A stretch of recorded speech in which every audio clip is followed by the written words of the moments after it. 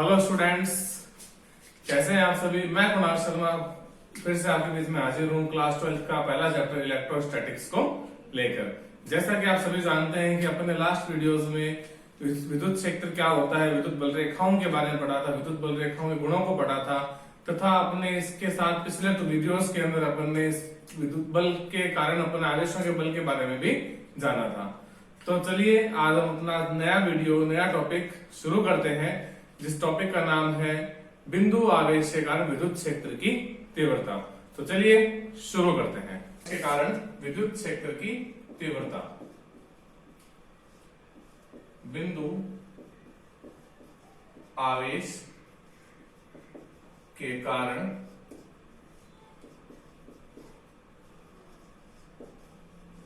विद्युत क्षेत्र की तीव्रता। ओके स्टूडेंट्स, क्या होता है कि जब कोई बिंदु आवेश हो तो उसका विद्युत क्षेत्र का फॉर्मूला क्या बनेगा। तो इसके लिए अपन एक लैंग्वेज अज्यूम करते हैं, एक थ्योरी मानते हैं कि मान लेते हैं कि हवा या निर्वात के अंदर किसी भी बिंदु पर कोई धनावेश, कोई परीक्षण आवेश, कोई चार्ज क्यों रखा गया है। इस चार्ज के कारण अपने को इस r दूरी पर, स्मॉल r डिस्टेंस पे कोई पॉइंट P है, इस पे अपने को इलेक्ट्रिक फील्ड इंटेंसिटी को कैलकुलेट करना है। अब ये इलेक्ट्रिक फील्ड इंटेंसिटी को अपन कैलकुलेट कैसे करेंगे, तो इसके लिए देखो हमने पहले ही पढ़ा था कि यदि किसी बिंदु पर हमको कोई भी तरह का आवेश नहीं दिया जाता है तो वहां पे हम परीक्षण आवेश की कल्पना कर लेते हैं। परीक्षण आवेश एक अति अल्प धनावेश होता है जिसका खुद का कोई विद्युत क्षेत्र नहीं होता, लेकिन ये दूसरे आवेशों के विद्युत क्षेत्र से प्रभावित हो सकता है। तो चलिए हम मान लेते हैं कि बिंदु P पे अपने पास में कोई परीक्षण आवेश Q0 रखा गया है। ओके, अब ये तो परीक्षण आवेश Q0 है, ये इसकी प्रवृत्ति धनात्मक आवेश की प्रवृत्ति है। और ये जो अपने पास में हमने माना था कि माध्यम के किसी बिंदु O पर प्लस स्मॉल q आवेश रखा गया है या पड़ा है, ये माध्यम हवा या निर्वात हो सकता है, किसी और माध्यम को भी यहाँ पे अपने कंसिडर किया जा सकता है। हम यहाँ पे हवा या निर्वात को लेकर डेरिवेशन को सॉल्व करेंगे। अब जब ये वाला आवेश धनावेश है और ये परीक्षण आवेश की प्रवृत्ति धनावेश की होती है, तो इन दोनों आवेशों के बीच में जो बल लगेगा उस बल का नाम होगा प्रतिकर्षण बल, जो कूलम्ब लॉ से अपन ज्ञात कर सकते हैं। तो जैसा कि हम जानते हैं कि कूलम्ब का जो बल है या कूलम्ब का जो नियम था वो कहता है कि दो आवेशों के बीच में जो फोर्स लग रहा है F, ये इन दोनों आवेशों के परिमाण के गुणनफल के समानुपाती होता है।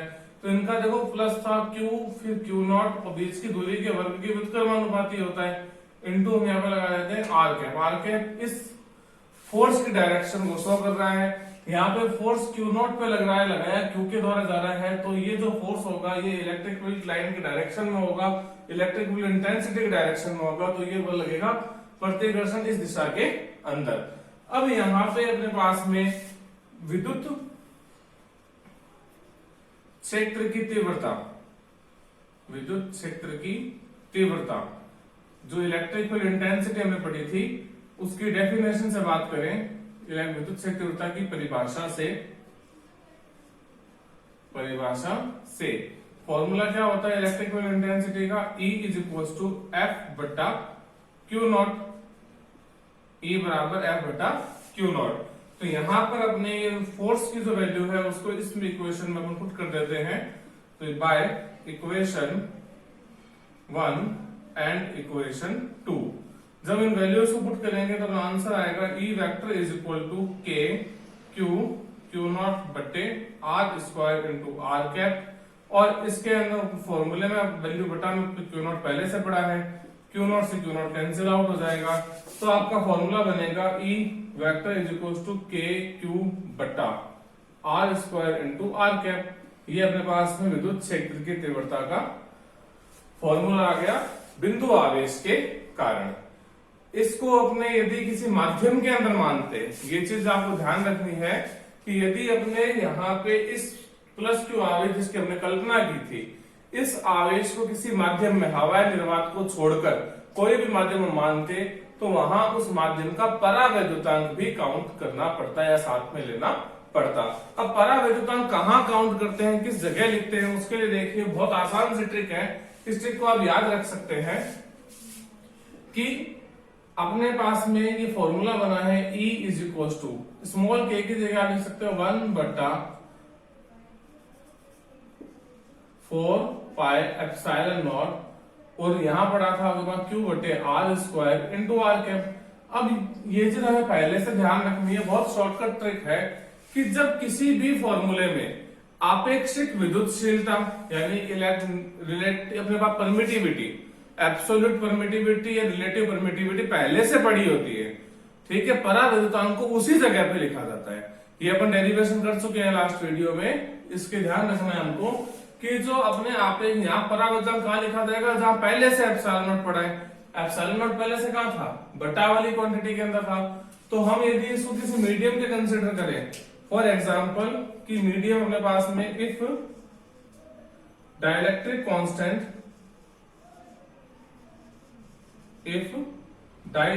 Constant of medium is capital K, then electric field intensity क्या हो जाएगी दोस्त बच्चों, KQ बटा capital K r² into R cap. और यदि अपन उसको वैसे फॉर्मुलेशन में लिखे तो यहाँ पे अपने पास में जो बटा कैपिटल K अलग से गुणा हो जाएगा यदि मीडियम की बात करेंगे तो। यह हमें याद रखना है कि कभी भी कोई सवाल में हमें बताया जाए कि माध्यम का परावैद्युतांक कोई भी अपने को दे दिया जाए, कोई क्वांटिटी कोई नंबर दे दिया जाए, तो इस कंडीशन के अंदर उस परावैद्युतांक को हमें कहाँ लगाना होगा, जहां पहले से फॉर्मूले में एप्सिलॉन नॉट आता है। बटा में आता है तो परावैद्युतांक को बटा में लिख देंगे, यदि गुणा में आता है तो परावैद्युतांक को अपने गुणा में लिख देंगे। तो it is the derivation for the electric field intensity due to point charge. First of all अपन ने फोर्स फाइंड आउट किया किसी भी पॉइंट के लिए। आफ्टर दैट अपन ने उस फोर्स के लिए इलेक्ट्रिक फील्ड इंटेंसिटी की डेफिनेशन अप्लाई करी, फॉर्मूले में वैल्यू पुट करी, जिससे हमारे पास फाइनल आंसर आ गया E is equal to KQ/r²। It is the formula of electric field intensity due to a point charge. किसी बिंदु आवेश के कारण विद्युत क्षेत्र की तीव्रता का यह सूत्र आ चुका है। ठीक है स्टूडेंट्स, नेक्स्ट अपने पास में पॉइंट आता है कि इनका ग्राफिकल रिप्रेजेंटेशन कैसे होगा। ग्राफिकल रिप्रेजेंटेशन करने के लिए ग्राफ किसके बीच में बनाना है, डिस्टेंस और इलेक्ट्रिक फील्ड इंटेंसिटी के बीच में। यहां हम क्या देख पा रहे हैं कि जो आपकी इलेक्ट्रिक फील्ड इंटेंसिटी है वो डायरेक्टली प्रोपोर्शनल है 1/r² के। It means the graph is a parabolic. ये पैराबोलिक ग्राफ बन जाएगा। जो ये लाइन शो कर रही है E is directly proportional to 1/r²। Okay students, तो चलिए अब अपना नया टॉपिक शुरू करते हैं जिसका नाम है विद्युत द्विध्रुव। नया टॉपिक है अपना विद्युत द्विध्रुव, इलेक्ट्रिक डाइपोल।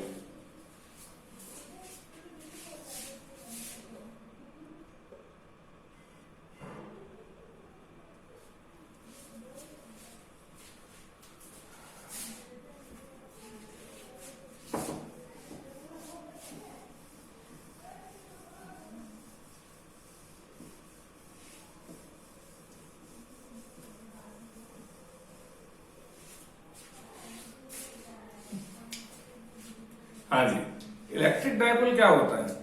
इलेक्ट्रिक डाइपोल का मतलब होता है कि जब परिमाण में समान लेकिन विपरीत प्रकृति के दो आवेशों को बहुत पास पास रख दिया जाए। परिमाण में समान लेकिन विपरीत प्रकृति के दो आवेशों को बहुत पास पास रख दिया जाए तो इस व्यवस्था को हम कहते हैं इलेक्ट्रिक डाइपोल, विद्युत द्विध्रुव। If two charges of same magnitude but of opposite sign are situated very close to each other, then this arrangement is called electric dipole.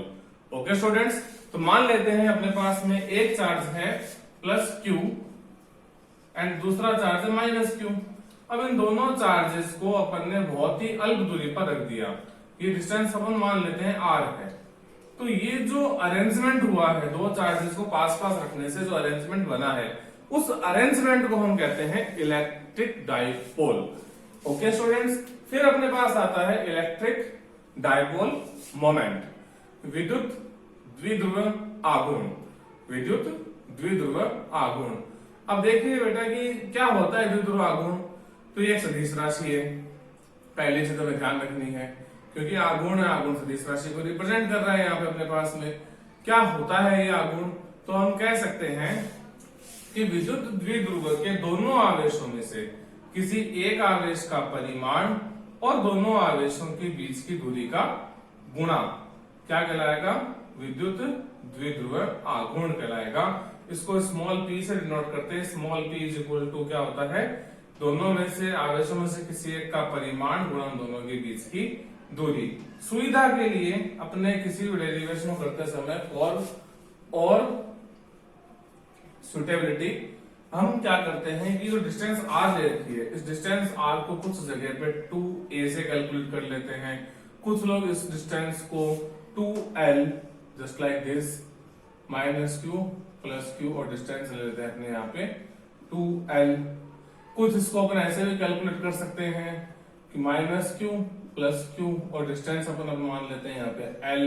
जैसा अपने को उचित लगे वैसा अपन इसको ले सकते हैं, लेकिन एक चीज आपको ध्यान रखनी है। फॉर एग्जाम्पल अपने से कोई क्वेश्चन ऐसे पूछ ले कि विद्युत द्विध्रुव आघूर्ण जो होता है उसके वैल्यू को कैलकुलेट करना है किसी न्यूमेरिकल में, उसके लिए अपने को कहा जाए कि प्लस माइनस वन कुलाम के चार्ज 2 मीटर डिस्टेंस पर रखे गए हैं, 2 मीटर डिस्टेंस पर रखे गए हैं। तो इलेक्ट्रिक डायपोल मोमेंट क्या होगी? इट मीन्स हमारा क्वेश्चन कहना चाहता है कि अपना एक चार्ज है 1 कुलाम, दूसरा चार्ज है -1 कुलाम, और उन दोनों के बीच की डिस्टेंस कितनी है? 2 मीटर। अब कुछ स्टूडेंट्स क्या करते हैं न्यूमेरिकल करते समय कि इसको कैलकुलेट करते समय, इसका आंसर निकालते समय डायपोल मोमेंट का, इलेक्ट्रिक डायपोल मोमेंट के लिए हम कहते हैं P इज इक्वल टू, वो क्या करते हैं चार्ज कितना है 1 इंटू बीच की डिस्टेंस। तो वो स्टूडेंट क्या करते हैं कि 2a है तो वो उसको क्या करेंगे 2 इंटू दी की डिस्टेंस 2 है तो 2 कर देंगे, जो कि गलत है। इस चीज को आपको ध्यान रखना है, अच्छी तरह ध्यान रखना है कि यहाँ पे 2a 2l या खाली अकेला l या अकेला a अकेला r, ये वैल्यू अपने को क्वेश्चन में दी गई। It means 2a means 2 metre, या 2l भी यहाँ पे किसको इंडिकेट कर रहा है? 2 मीटर को। l भी किसके बराबर है? 2 मीटर के। तो अलग से 2 से गुणा कराने की जरूरत नहीं है इस सवाल को। आई होप आप समझ रहे हैं मेरी बात को, मैं क्या कहना चाहता हूँ। मोस्टली जब मैं कॉपी चेक करता हूँ या देखता हूँ कुछ स्टूडेंट्स को, तो वो कॉपीज में क्या करते हैं कि 2 से अलग से मल्टीप्लाई और करा देते हैं, जो कि गलत है। ये दो चार्ज के बीच की डिस्टेंस ही कैलकुलेट की जाएगी, the magnitude of that charge and the distance between them. Very simple, अपना अलग से इसके अंदर माइंड लगाने की जरूरत आप लोगों को नहीं है। ओके स्टूडेंट्स, नेक्स्ट आता है मेरे पास में डायमेंशन। डायमेंशन का मतलब है कि इसकी विमा क्या होती है। विमा निकालेंगे तो मात्रक भी चाहिएगा अपने को, तो सबसे पहले चलते हैं इसके मात्रक के ऊपर, वहां से अपन इसकी विमा बना लेंगे। तो इलेक्ट्रिक डायपोल मोमेंट का जो फॉर्मूला था वो था P is equal to Q into मान लेते हैं L, यानी कि charge into distance between them. Charge की यूनिट क्या होती है? कुलाम, और बीच की डिस्टेंस यूनिट क्या होती है? मीटर। तो इसकी यूनिट क्या होगी? Coulomb into metre. Coulomb into metre is the unit of electric dipole moment, विद्युत द्विध्रुव आघूर्ण की ये अपने पास में मात्रक हो गया। ठीक है स्टूडेंट्स, ये मात्रक कौन सी पद्धति में आया? MKS पद्धति में। अब हम किस में निकाल लेते हैं मात्रक को? CGS पद्धति में। तो CGS सिस्टम के अंदर जो इलेक्ट्रिक डायपोल मोमेंट का मात्रक होता है वो होता है D bye. Okay, D bye जो होता है ये CGS पद्धति मात्रक है इलेक्ट्रिक डायपोल मोमेंट का। तो हम इसकी वैल्यू को कैलकुलेट करें तो हमारे पास में इसकी वैल्यू आती है 1 D bye is equal to 1 D bye is equal to 3.33 into 10 to the power minus 30 coulomb into metre. बहुत से एग्जाम्स में ये क्वेश्चन आता है कि जो कुलाम इंटू मीटर है ये किसकी यूनिट है? तो हमारा आंसर होगा विद्युत द्विध्रुव आघूर्ण की यूनिट है। एक अपने डिवाइस में कितने कुलाम इंटू मीटर हो सकते हैं या कितने अपने पास में इसकी वैल्यू होती है? तो सिंपल आंसर है 3.33 into 10 to the power minus 30 coulomb into metre. किसके बराबर है ये? 1 D बाई के बराबर होता है। ओके स्टूडेंट्स, अब अपने पास में आता है कि विद्युत द्विध्रुव आघूर्ण जो है ये किस तरह की राशि है, तो हम इसको बताएंगे सदिश राशि होती है। अब आपसे क्वेश्चन पूछा जाए कि विद्युत द्विध्रुव आघूर्ण की दिशा क्या होती है, तो बहुत सी जगह या बहुत स्टूडेंट्स से जब मैंने कंसिडर करके देखा पूछा वो कहते हैं कि ऋण आवेश से धन आवेश की ओर होती है। तो चलो ठीक है, माना ये सही आंसर है, लेकिन एक चीज नोटिस कीजिए कि जब इसके टॉपिक के हम पढ़ेंगे तो हम जब इसको अक्ष पे निकालेंगे हॉरिजॉन्टल लाइन पे, ओके, तो हमारा एक्सियल लाइन का डेरिवेशन आएगा, उसके डायरेक्शन अपनी निकलेगी नेगेटिव टू पॉजिटिव, ओके। अब हम इसी डेरिवेशन को इक्वाटोरियल लाइन यानी निरक्ष पे निकालेंगे, लंबवत रेखा पे निकालेंगे, तो हमारी डायरेक्शन आएगी धन आवेश से ऋण आवेश, उल्टी होगी। तो अभी तो आपने कहा डायरेक्शन ऋण आवेश से धन आवेश होती है, तो इसके लिए बेटा इसे ध्यान रखनी है, कंसेप्चुअल चीज है कि यदि हमसे कोई प्रश्न पूछा जाता है कि विद्युत द्विध्रुव आघूर्ण की दिशा क्या होती है, तो हमें बताना है कि विद्युत द्विध्रुव आघूर्ण की दिशा विद्युत क्षेत्र की तीव्रता के अनुदिश होती है। ऐसे दोनों बात आ गई, अक्ष पे निकालेंगे तो ऋणावेश से धनावेश की ओर, निरक्ष पे निकालेंगे तो धनावेश से ऋणावेश की ओर। वेरी सिंपल कंसेप्ट, इसमें आपका आंसर भी सही रहेगा और आपके समझ में भी आ जाएगा, याद भी रखने में दिक्कत नहीं होगी। ओके स्टूडेंट्स, तो चलिए अब अपना नया टॉपिक शुरू करते हैं जिसका नाम है विद्युत द्विध्रुव के कारण अक्ष पर स्थित किसी बिंदु पर विद्युत क्षेत्र की तीव्रता। आज हमारा नया टॉपिक था विद्युत द्विध्रुव के कारण अक्ष पर स्थित किसी बिंदु पर विद्युत क्षेत्र की तीव्रता। तो इसके लिए स्टूडेंट्स हमको एक विद्युत द्विध्रुव लेना पड़ेगा। तो मान लेते हैं कि किसी भी माध्यम में हवा या निर्वात में कोई विद्युत द्विध्रुव रखा गया है जिस पर -q और +q चार्ज 2l डिस्टेंस पर है, यानी ये वाला अपने पास तो विद्युत द्विध्रुव का पॉइंट A है, ये वाला पॉइंट अपना B है। इस पॉइंट A पर -q चार्ज है, पॉइंट B पर +q चार्ज है, और इसकी जो सेपरेशन डिस्टेंस है दोनों चार्जेस की वो कितनी मान लिया अपन ने 2l हम ले सकते हैं। हमें इस द्विध्रुव के कारण विद्युत क्षेत्र की तीव्रता का अक्ष के किसी बिंदु पर परिकलन करना है। अक्ष का मतलब होता है अपने पास में यदि मान लो ये मेरी लाइन है जिसके रेस्पेक्ट में मुझे कैलकुलेशन करनी है, यदि along to this its length, इसकी लंबाई के अनुदिश कोई बिंदु होगा, वो होगा अपने पास में अक्षीय बिंदु, एक्सियल पॉइंट, चाहे वो इस तरफ कंसिडर किया जाए चाहे वो बिंदु इस तरफ कंसिडर किया जाए।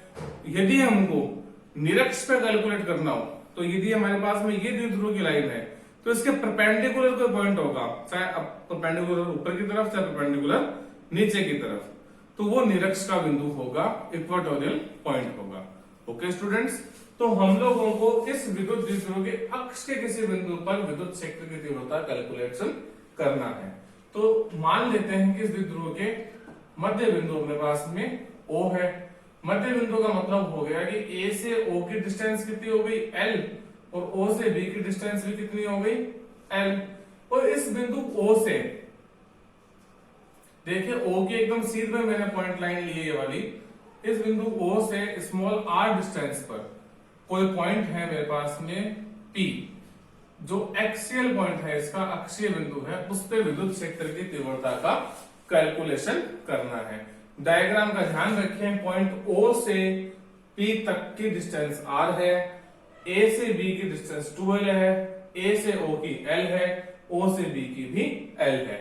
अब जिस बिंदु पर हमको विद्युत क्षेत्र की तीव्रता का कैलकुलेशन करना है वहां कोई चार्ज नहीं दिया गया है, तो जब किसी पॉइंट पे कोई चार्ज नहीं दिया जाता है तो हम कौन सा चार्ज कंसीडर करते हैं, टेस्ट चार्ज, परीक्षण आवेश। तो हम मान लेते हैं कि बिंदु P पर कोई टेस्ट चार्ज Q0 रखा गया है। अब अपने पॉइंट A के कारण P पर बिंदु A के कारण P पर विद्युत क्षेत्र की तीव्रता हम मान लेते हैं कितनी है E1। अब ये किधर होगी डायरेक्शन इसकी, तो that is very simple thing कि इलेक्ट्रिक फील्ड इंटेंसिटी की डायरेक्शन कूलम्ब्स लॉ के अकॉर्डिंग होती है। If the Coulomb's law is attraction property then the direction of electric field intensity is also in that side. If the Coulomb's force is repulsion property, then direction of electric field intensity is along to that force. तो यहाँ पर point A पे negative charge है, P पे test charge है, property इसकी positive की है, दोनों के बीच फोर्स अट्रैक्शन का होगा, तो इलेक्ट्रिक फील्ड इंटेंसिटी की डायरेक्शन किधर हो जाएगी अपने पास में यहाँ पर ये वाली इस तरफ towards the charge E1 vector. Okay, तो अपने इस E1 वेक्टर जो अपने पास आया इसका वैल्यू कितना आएगा, अपन डेरिवेशन करके आते थे कि बिंदु आवेश का विद्युत क्षेत्र होता है के क्यू बटे आर स्क्वायर। यहाँ जो चार्ज है ये ऑलरेडी मैग्नीट्यूड यूज किया गया है according to the definition of Coulomb force. तो अपने यहाँ पे फॉर्मूला बन जाएगा E1 is equal to K Q बटा डिस्टेंस यानी कि ए से लेकर पी की डिस्टेंस AP का whole square. Here AP is equal to कितना होगा, AP AO प्लस OP। तो इससे वैल्यू कितनी आ जाएगी, AP is equal to A से O की डिस्टेंस कितनी है अपने पास में L और OP कितना है अपने पास में R। तो अपने पास में डिस्टेंस E1 का फॉर्मूला कितना बन गया, KQ बटा R प्लस L का whole square, equation number 1। Very simple terms है ये वाली। अब हम बात करते हैं पॉइंट बी की। पॉइंट बी पे कौन सा चार्ज है, प्लस क्यू। पॉइंट पी पे कौन सा चार्ज है, Q naught, it is a test charge. Both are of positive property, then the force between them is repulsion. उसका कौन सा बल लग रहा है, प्रतिकर्षण बल। तो प्रतिकर्षण बल लग रहा है तो इसकी विद्युत क्षेत्र किधर होगा, अकॉर्डिंग टू फोर्स।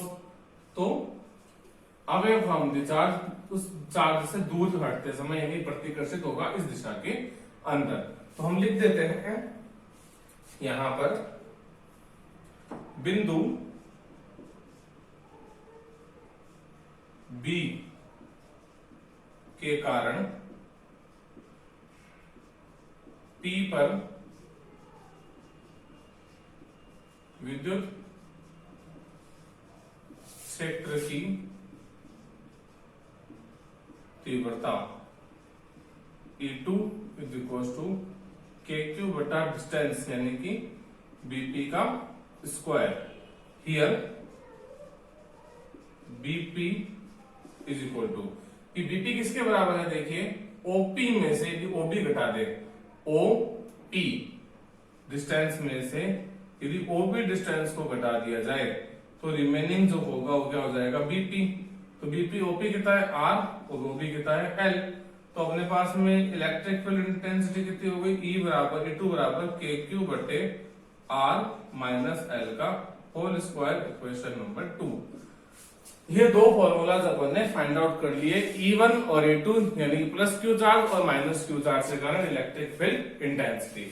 अब देखिए दो अपने पास रीजन है, थ्योरेटिकल रीजन और फॉर्मुलेशन रीजन। थ्योरेटिकली हम जानते हैं कि जो चार्ज पास है उसका इलेक्ट्रिक फील्ड ज्यादा होगा इन कंपैरिजन टू दी जो चार्ज दूर है उसके इलेक्ट्रिक फील्ड से।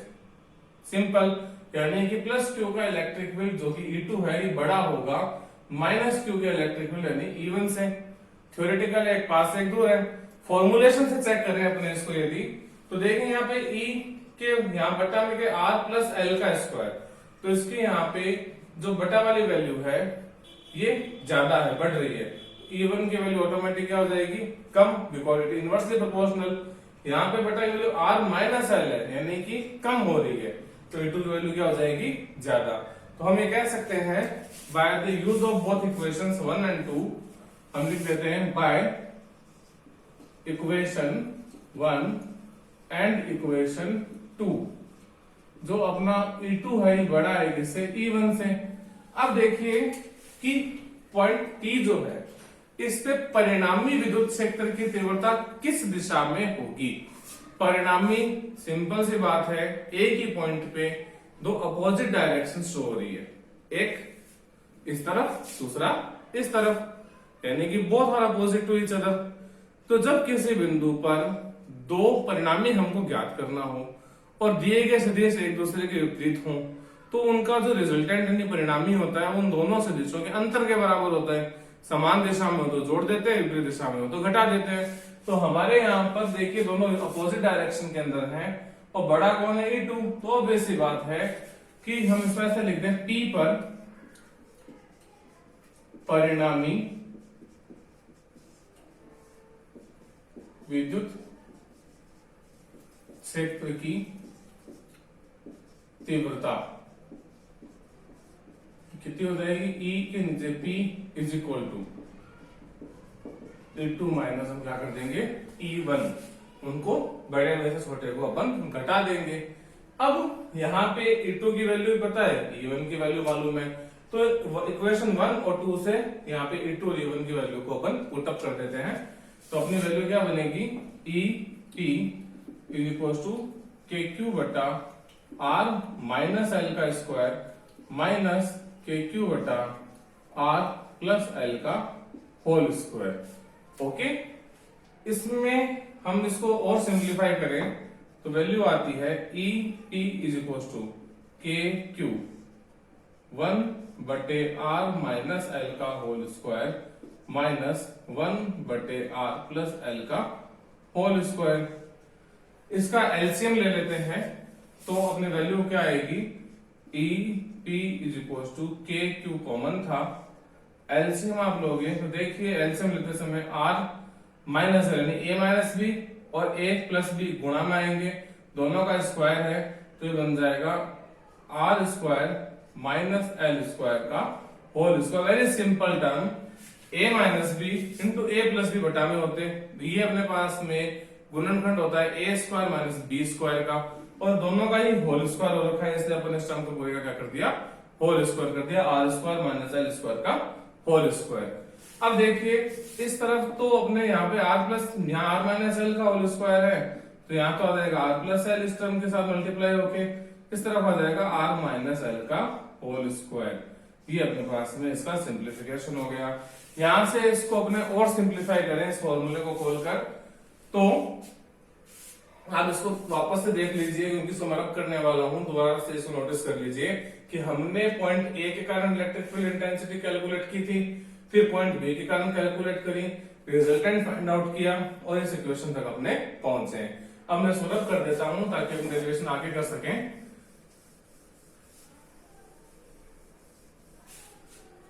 यहां पर अपने वैल्यू आएगा EP is equal to KQ। Okay, इसका होल स्क्वायर खोल दें तो आएगा R square plus L square plus 2RL minus यहां जाएगा R square plus L square minus 2RL बट्टा में आ जाएगी value R square minus L square का whole square.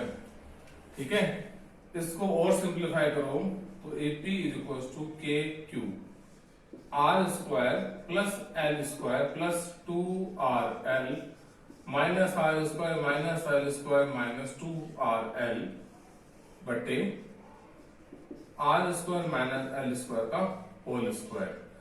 R square L square से कैंसिल आउट हो जाएंगे, टर्म बन जाएगी EP is equal to KQ 2RL plus 2RL, it means 4RL upon R square minus L square का whole square.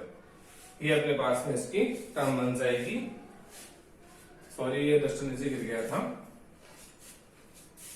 अब इसको और हम यदि थोड़ा सिंप्लीफाई करें तो आपको कोई फॉर्मूला बनाने के लिए, तो देखिए यहां से हम ऐसे कह सकते हैं कि जो वैल्यू है पॉइंट P का इलेक्ट्रिक फील्ड इंटेंसिटी की, ये वैल्यू बनती है देखो 2KQ into 2L into R बटे R square minus L square का होल स्क्वायर।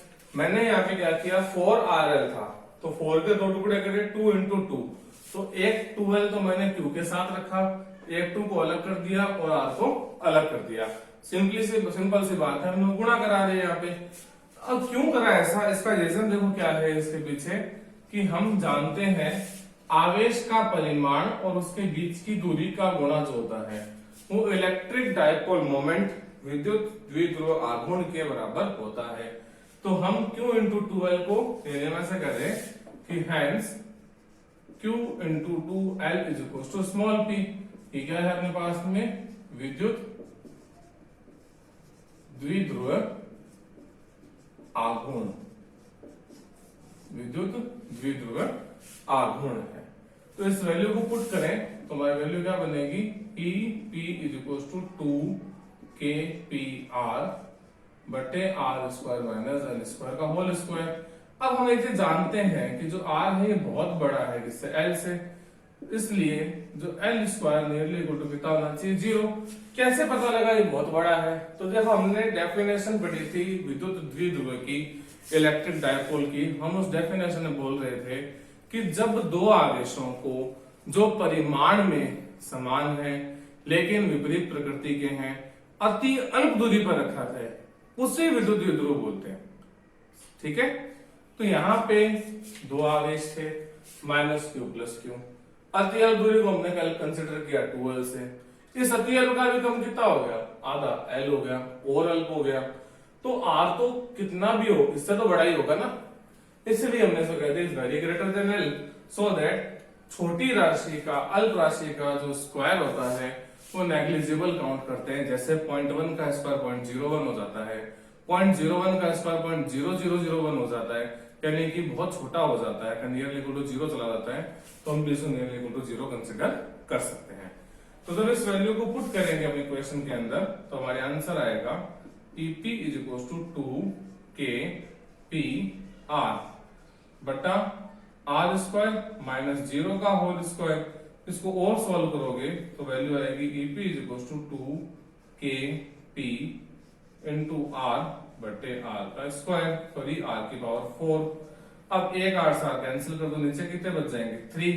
तो आपका फाइनल आंसर बनेगा Ep इज इक्वल टू, हम कह सकते हैं 2kp बटे में आर क्यूब।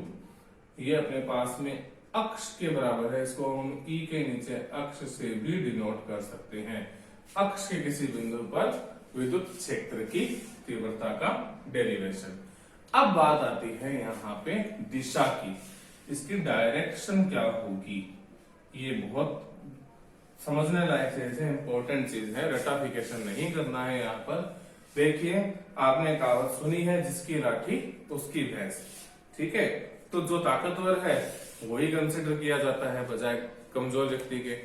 तो देखिए यहाँ सिंपल सी बात है, हमारे इलेक्ट्रिक फील्ड इंटेंसिटी कितनी मिली अपने को, 2, E1 और E2। दोनों में से इफेक्टिव कौन थी, यानी बड़ी कौन थी, ऑब्वियस सी बात हमने देखा था E2 ज्यादा था। E2 की डायरेक्शन किधर है, इस तरफ है, अकॉर्डिंग टू माई थंब, मेरे अंगूठे की दिशा में है ना, अकॉर्डिंग टू माई थंब। इसको यदि मैं कंसिडर करूं इस पे डायपोल पे, तो किधर है, ए से बी की तरफ।